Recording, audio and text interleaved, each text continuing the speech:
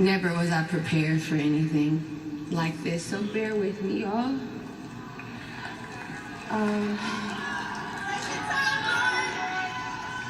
I'm gonna, Ermias was asleep one morning, and I was watching him because I used to love to just watch him sleep. And I wrote him a text while he was sleeping so that when he woke up, he would read it.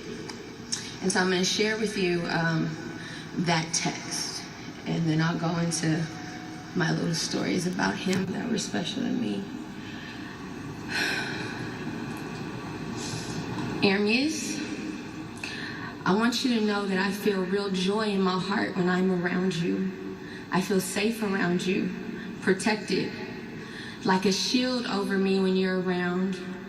I'm totally myself when I'm with you, which is probably annoying because I don't wear my cool mask anymore. You've made me into more of a woman. You've given me the opportunities to really love a man. You've been with me while I've been sick, through all my fears. You have encouraged me and inspired me to reach higher.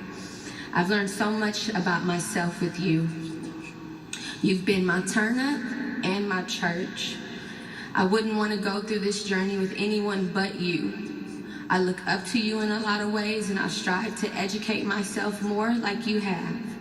And when we are at odds, I feel defeated and sad, knowing that we are so much better than that.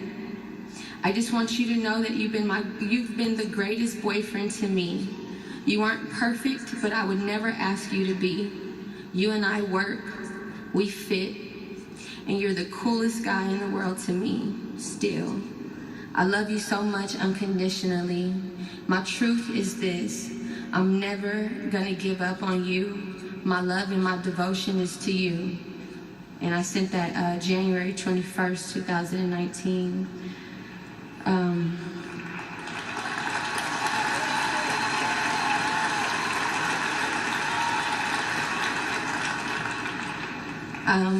I had to write something because I've never felt this type of pain before, but I know that God is alive. But bear with me, y'all. His soul was majestic. He was the strongest man that I ever knew, a gentle father, a patient leader, a divine light. He was brilliant. He researched everything, completely self-taught, constantly seeking knowledge. He would go to bed and listen to these audiobooks in his headphones, and I would tease him, but that really is what I thought was the coolest shit ever about him. And he would wake up in the morning and play music for the kids and light a sage and burn it around the house and just make sure that our energy going outside would be uplifted and that we could handle the day. You know, my pain is for my 2-year-old that probably won't remember how much his dad loved him. This is something that, you know, I don't really understand, but I know that Ermias always used to say that you can't possess people, that you experience them. And I'm so honored and blessed that I got to experience such a man. I know everyone is hurting, but I'd like to say something to my city, Los Angeles. Y'all from LA, stand up.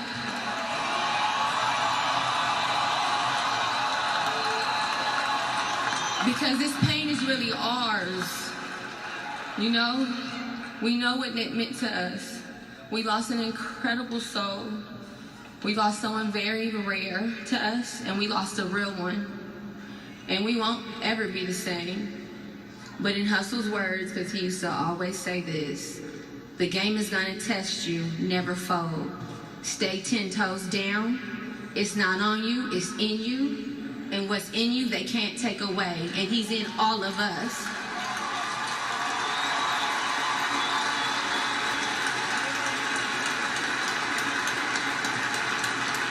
And to Ermias, the love of my life, you know what it is. Grief is the final act of love. My heart hears you. I feel you everywhere.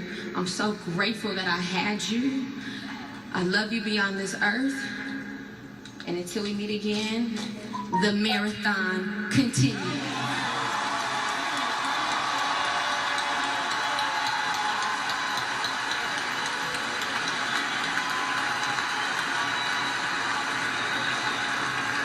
Please welcome.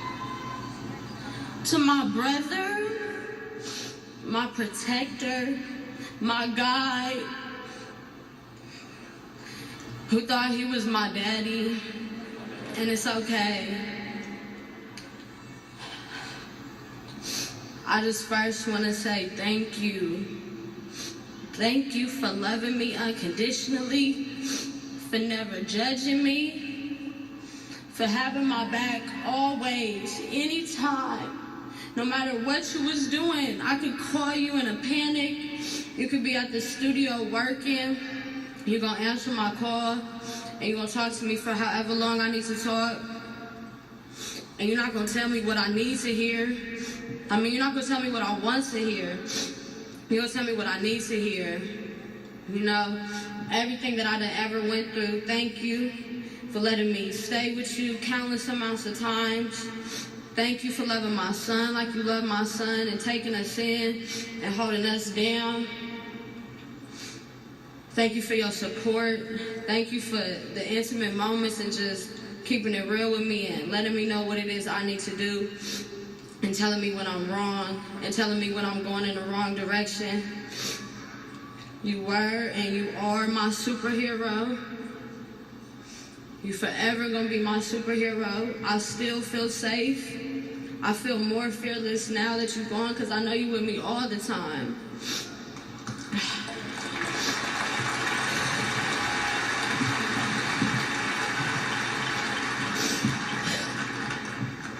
I just thank you, man. You built me, you made me the woman I am, and I'ma hold Sam down. Sam, I love you.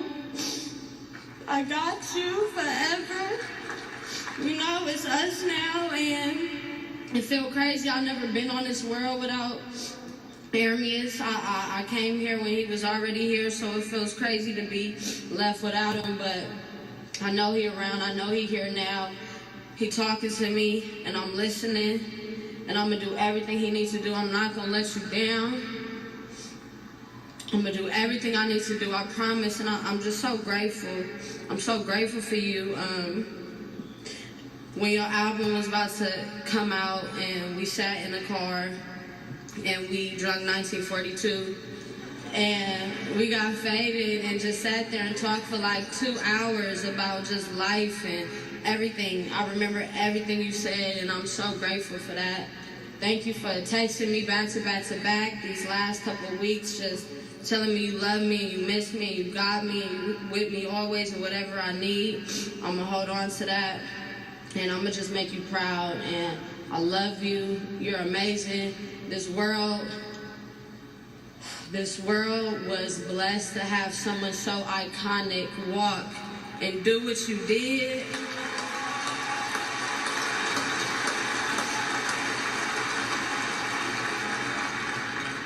You changed the game, and I know without a doubt in my mind, everybody is gonna move different because of you.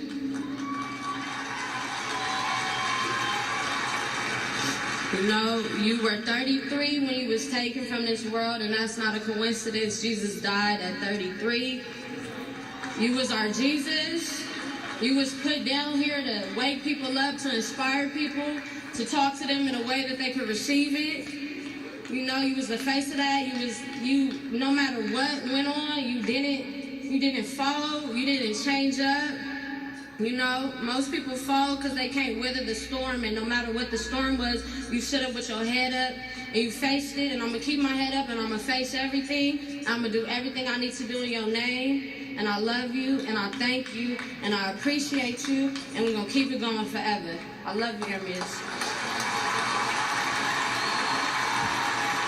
Ladies and gentlemen, Dorit Asgadama.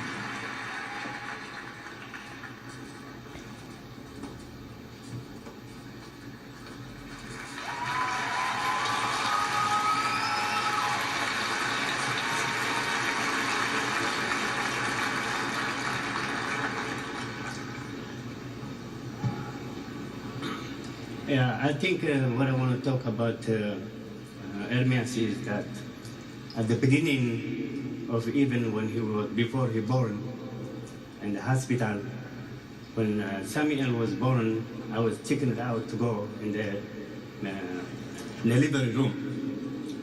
But when Ermias was born, I was in the delivery room, and I saw him struggling because his umbilical cord was around his neck. So we thought we were going to lose him, but he made it. So I knew that he is very strong. He's a fighter at that time. And the second time, also, he had, surgical problem. So he had to do second surgery, and he was suffering pain. And I was next to him in the door, in his bed. And he looked at me and he said, instead of worry and about his pain, he looked at me and he said, "I love you, Daddy, just to assure me he's okay." So that was again, I felt how strong he is.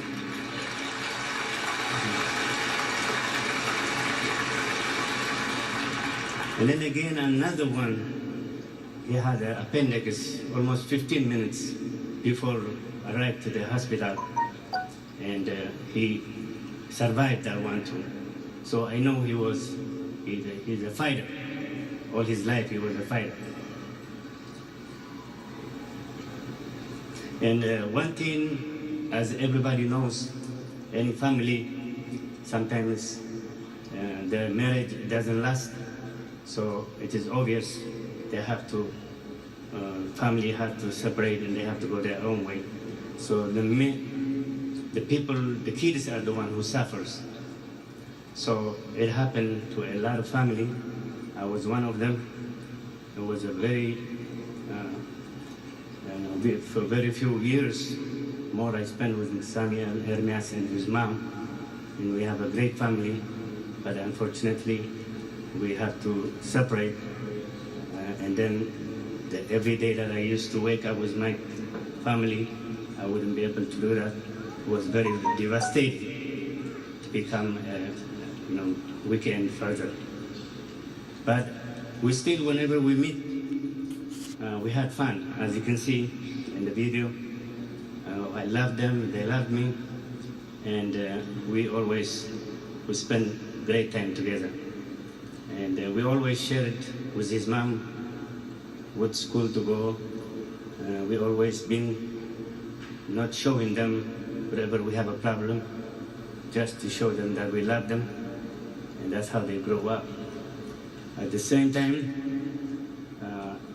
we were sharing, he liked to read, and we were sharing books.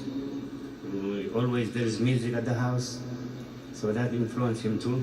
One thing I noticed also when he was young, we used to go play bowling. So he always missed the balls. So he get frustrated. He want to knock out all of them. And he got pissed off, and then we tell him with his brother, "Come on, the more you practice, you're gonna make it." At the end of the day, he started beating us, me and his brother. He did good. So he's consistent always. He fights. He want to be number one. Always. He doesn't go second.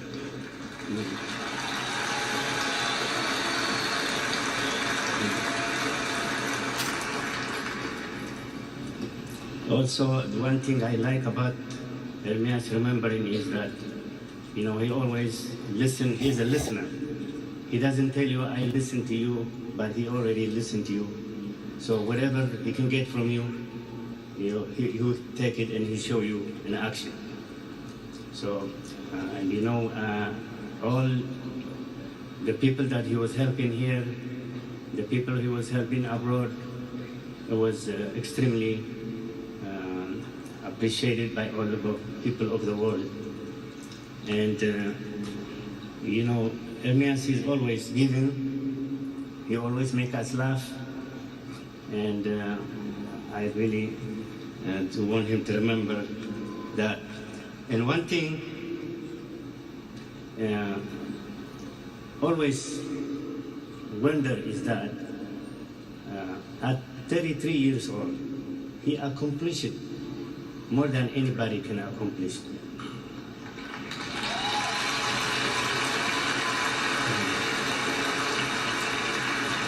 And I keep remembering why he is here, why was he here. He had, come out from, like I explained to you earlier, all this problem he encountered and he fight, finally, I guess we all make a plan, but God, he also has his own plan. So maybe he accomplished his mission and he won him back. So that's how I want to take it.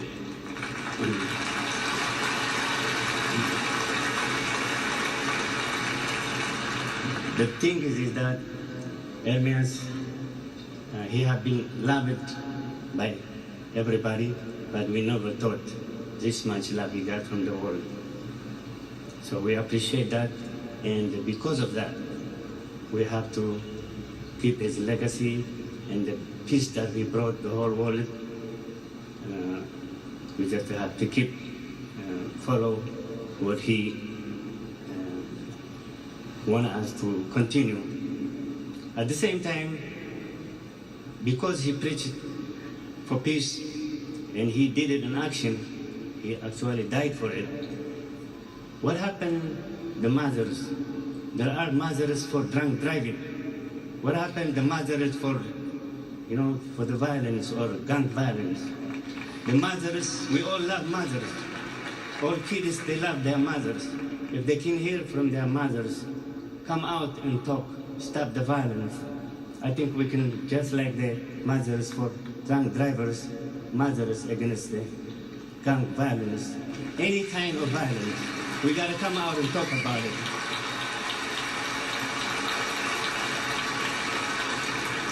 So peace be upon all of us. Let's keep it out and God bless you. Thank you very much.